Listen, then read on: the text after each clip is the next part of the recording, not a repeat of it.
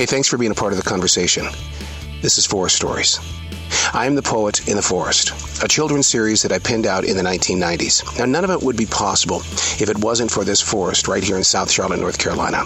I talk about it so much that I thought maybe it's time that you get to know what has inspired me for 30 years. Thanks for being a part of the conversation. Welcome back to the forest. Thought we'd put our focus on the rocks.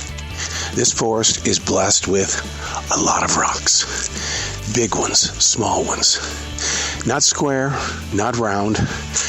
They are oblong. They are weathered. They all have stories. And as you walk by them, it's almost like they're staring at you saying, "Come sit down beside me. Let me share with you a journey that was here before you, and it will continue long after you. But let me share the story." Now, other types of rocks that we have inside our man-made world are the bricks that we make. We stack them, we design them, we put flowers inside of them. These bricks, yard bricks. But the thing that gets my attention the most are the rocks. Especially when there's a collection of rocks, like the ones I'm about ready to pass right now as we go down Heartbreak Hill. Heartbreak Hill really is a heartbreaker. If you've got perfectly shaped lungs, by the time you get to the top of Heartbreak Hill, the thing is that you're going to find yourself in a position of trying to regain your next breath. But I'm standing next to this collection of rocks, maybe 15 of them. Some may be looked upon as just being a stone, others large boulders. But why is it some rocks get together? They get to be in a place of togetherness. And yet when you look at other rocks, what you're invited to is individualism. In my own personal yard, I've had rocks that sit on the side of the hill that weren't anywhere near my story until the erosion set in. We've talked about that hill, where it's a 95-foot drop from the street to the slow-moving creek to the lake.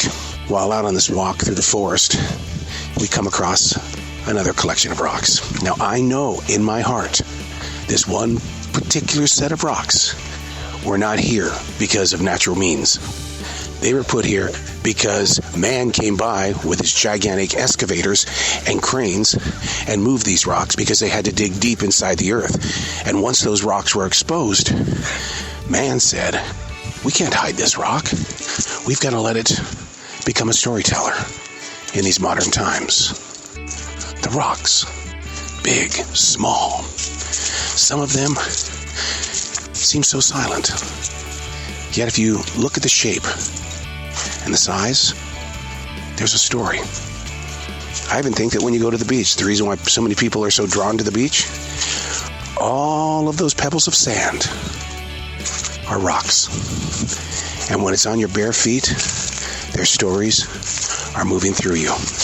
Now combine it with the waves of the ocean. Suddenly you've got jazz, something so amazingly perfect.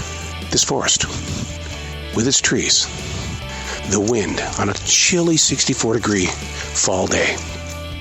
And we've chosen to share the story of the rocks. And the question is, are you willing to listen? Hey, thanks for being a part of the conversation.